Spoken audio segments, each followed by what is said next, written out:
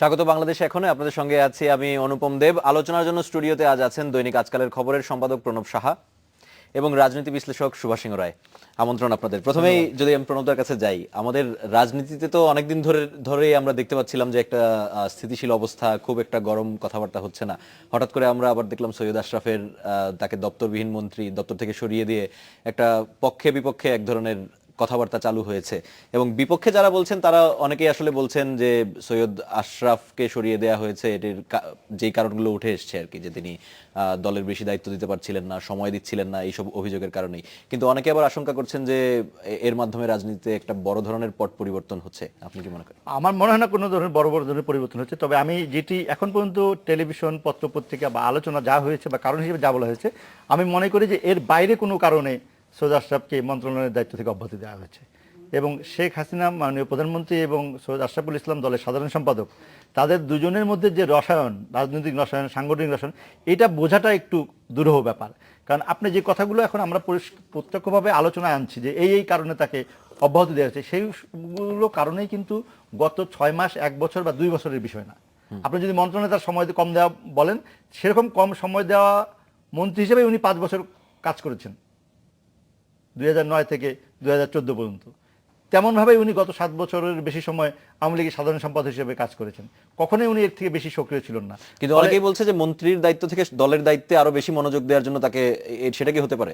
বাংলাদেশের রাজনীতিতে রাজনৈতিক দল পরিচালনার ইতিহাস, প্রমাণ কিংবা প্র্যাকটিস যদি আমরা বলি, তাতে বাংলাদেশের কোন সাধারণ সম্পাদক এর থেকে বেশি সময় দিয়েছেন? আপনি যদি আব্দুল জলিলের কথা বলেন, আওয়ামী লীগের সাধারণ সম্পাদক, আপনি যদি জিলুর রহমানের কথা বলেন, সাজেদা চৌধুরীর কথা বলেন, এদের সবাইকেই আমরা দেখেছি যে যতটুকু করেছেন, হয়তো রাজনৈতিক মাঠে সভা সমাবেশ বেশি করেছেন, কিন্তু দলীয় সিদ্ধান্ত নেওয়ার ক্ষেত্রে এর থেকে বেশি সিদ্ধান্ত এককভাবে কোনো সাধারণ সম্পাদক নিয়েছে বলে আমার মনে হয় না। সুভাষ সিংহ রায় এখানে আছেন, উনি দলের সঙ্গে জড়িত, উনি বলতে পারবেন। কিন্তু আমরা রাজনৈতিক পর্যবেক্ষক হিসেবে, সাংবাদিক হিসেবে যতটুকু দেখেছি, দলের সাধারণ সম্পাদকের এককভাবে কোনো সিদ্ধান্ত নেওয়ার কোনো এখতিয়ার বা চর্চা আমরা দেখি নাই।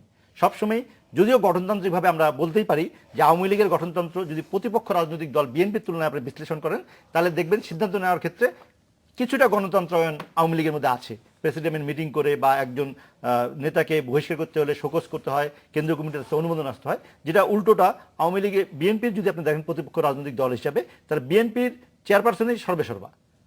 কিন্তু আওয়ামী লীগে এটার কিছুটা সিদ্ধান্ত নেওয়ার ক্ষেত্রে কিছু সাংগঠনিক গঠনতান্ত্রিক কিছু নিয়ম নীতি আছে, কিন্তু সেটা খুব বেশি প্র্যাকটিস হয় বলে আমাদের মনে করি না। কারণ এখন পর্যন্ত আমরা মনে করি দুই দলের দুই প্রধান তারাই সকল সিদ্ধান্ত দেন এবং সেইভাবে দল পরিচালিত হয়।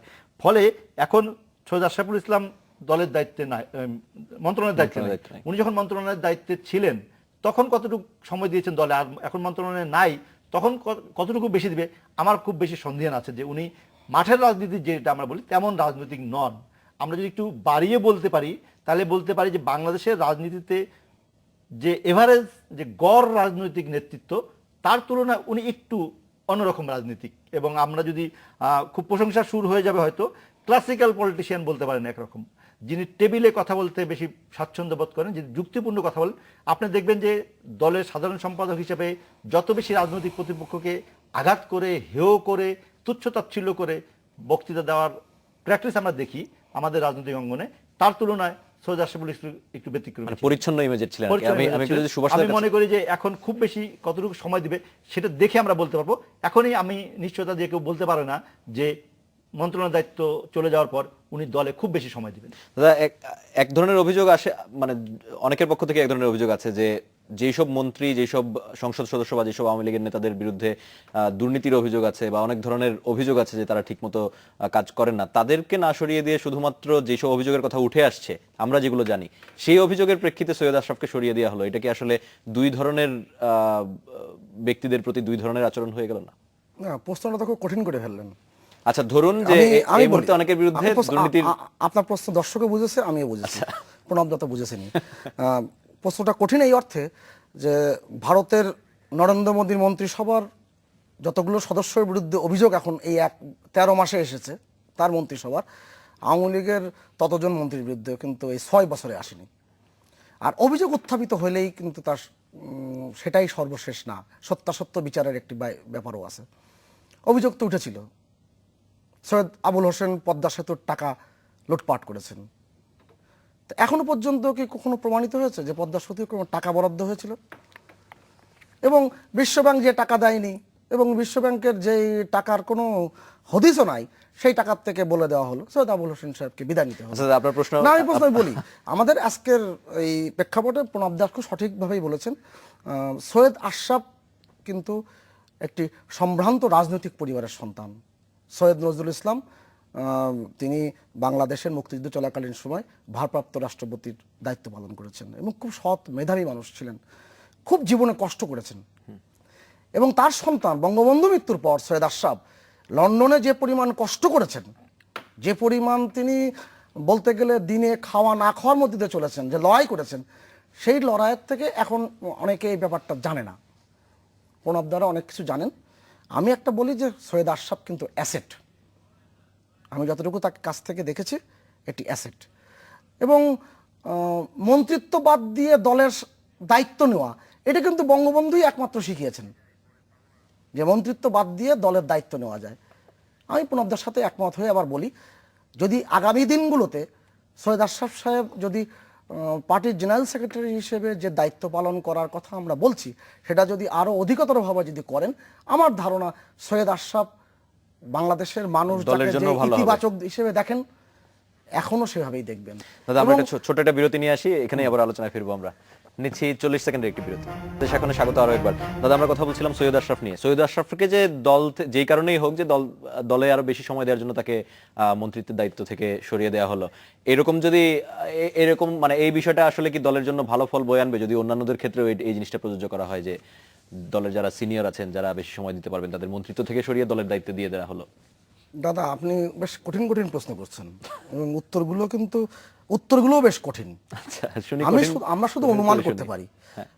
আর শেখ হাসিনার সাথে সৈয়দ আশরাফের যে সম্পর্ক, মাননীয় প্রধানমন্ত্রীর সাথে সৈয়দ আশরাফের যে সম্পর্ক, সেই সম্পর্কটা একদিনের নয়।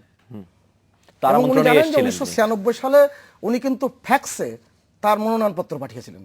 হ্যাঁ, অতএব তিনি কিন্তু মানে না বুঝা মানুষ না, এবং খুব বুঝে শুনে চলা মানুষ।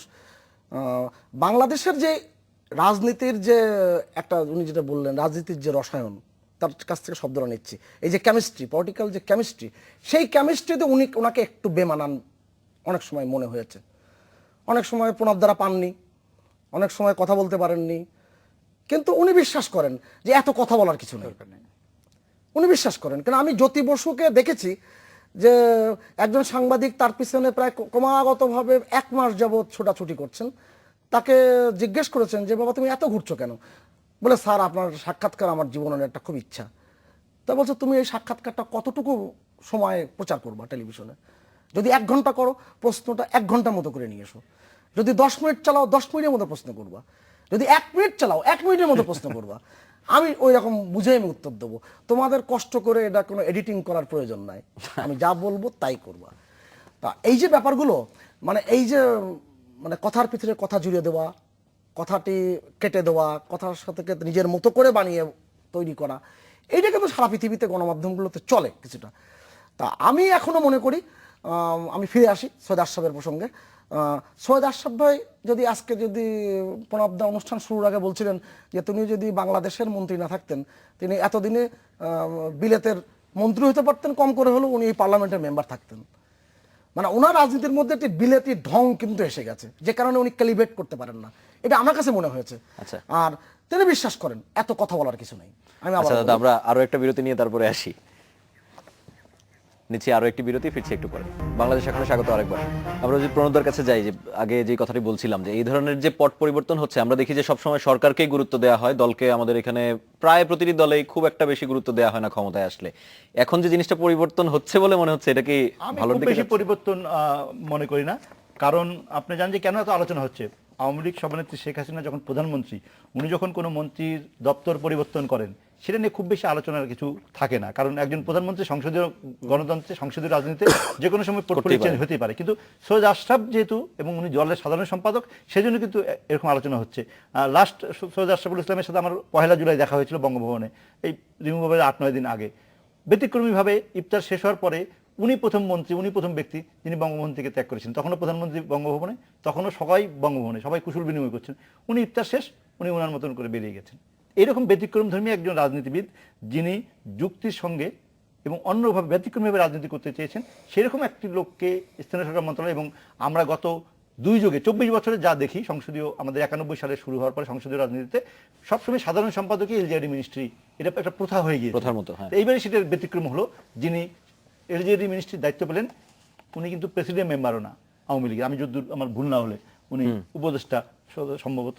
তা এরকম একটা ব্যতিক্রমী ঘটনা ঘটলো জন্য কিন্তু এই আলোচনা হচ্ছে, এবং আমি মনে করি না যে উনি এর থেকে ওনার গত 50 বছরের জীবনযাপন বা তারও বেশি সময়, এখন উনি বয়স প্রায় 60-এর উপরে, সৈয়দ আশরাফুল ইসলাম, ওনার যে অভ্যাস তাতে উনি দলে খুব বেশি সক্রিয় হবেন। প্রতিদিন বঙ্গবন্ধু এভিনিউতে, যদিও শেষ দিন উনি গিয়েছিলেন যেদিন ওনার মন্ত্রিত্ব মানে দপ্তর চেঞ্জ হয়েছে, উনি 3-এ আওয়ামী লীগের সভানেত্রীর ধানমন্ডি কার্যালয় বা বঙ্গবন্ধু এভিনিউতে নিয়মিত যাবে আমার মনে হয় না।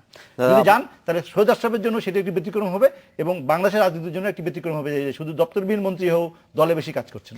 দাদা, আমরা দলের জন্য বুঝলাম যে ভালো, কিন্তু সরকারের জন্য কি শেষ পর্যন্ত এই জিনিসটা ভালো হলো, এরকম একজন নেতার দপ্তর ছেড়ে দপ্তর নিয়ে আমাকে অনুপম পরপর 3টে প্রশ্ন করলো, 3টে প্রশ্ন বেশ জটিল এবং বেশ কঠিন। না, আপনি রাজনীতিক উত্তরটা আমি সহজ করে দেওয়ার চেষ্টা করি। হ্যাঁ, একেবারে কম সময়। রবীন্দ্রনাথ ঠাকুর বলছে রাজনীতি হচ্ছে বজ্র সুকঠিন, এবং বাংলাদেশের রাজনীতি আরো কঠিন।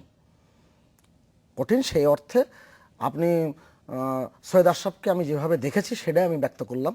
আমি এখনো মনে করি তিনি যদি দলে সক্রিয় হন, তিনি বাংলাদেশের মানুষের কাছে অনেক বেশি গুরুত্ব নিয়ে থাকবেন, এবং আওয়ামী লীগের অনেক বিরুদ্ধ পক্ষ আছে যারা ব্যক্তিগত সৈয়দ আশরাফকে পছন্দ করেন, তার আচার আচরণ কথাবার্তায় পছন্দ করেন। এবার রবীন্দ্রনাথের আরেকটা কথা বলি আমি, রবীন্দ্রনাথ বলেছিলেন আপনজনে ছাড়বে তোরে ভাবনা করা চলবে না। বঙ্গবন্ধুর অনেক আপনজন ছেড়ে গেছেন, শেখ হাসিনাকে দেশে আসার পরে বহু আপনজন ছেড়ে গেছেন। আপনজনের লিস্ট আমার চেয়ে বেশি প্রণবদা বলতে পারবেন, প্রণব শাহ। হ্যাঁ, কিন্তু আপনজনদের যে আচরণ 111-এর পরে আমরা দেখেছি, সেখানেও কিন্তু সৈয়দ আশরাফ ব্যতিক্রমী ছিলেন, উনি শেখ হাসিনার সঙ্গেই ছিলেন এবং দলের উপকারের জন্য যা করার তাই করেছেন। এবং তিনি খুব ঠান্ডা মাথায় কাজ করেন, ঠান্ডা মাথায় কথা বলেন, ঠান্ডা মাথায় চিন্তাও করেন, এবং তিনি শেখ হাসিনাকে ছেড়ে কোনোদিন যাবেন না। আবার প্রধানমন্ত্রী শেখ হাসিনাও কখনো সৈয়দ নজরুল ইসলামের সন্তান। আসলে বিষয় তাই দাঁড়াচ্ছে, সৈয়দ আশরাফ দলেই থাকুন, সরকারে থাকুন, মন্ত্রী থাকুন, যে অবস্থায় থাকুন, সেই সমীকরণে দল এবং সরকারের লাভবান হবে বলেই মাননীয় প্রধানমন্ত্রী এই সিদ্ধান্ত নিয়েছেন বলে আমি বিশ্বাস করি। নিশ্চয় ভবিষ্যতে আমরা তা দেখতে পাবো। আপনাকে অনেক ধন্যবাদ আমাদের সাথে যোগ দেওয়ার জন্য। এই ছিল বাংলাদেশ এখনে, দেখা হবে আগামীকাল একই সময়ে। শুভরাত্রি।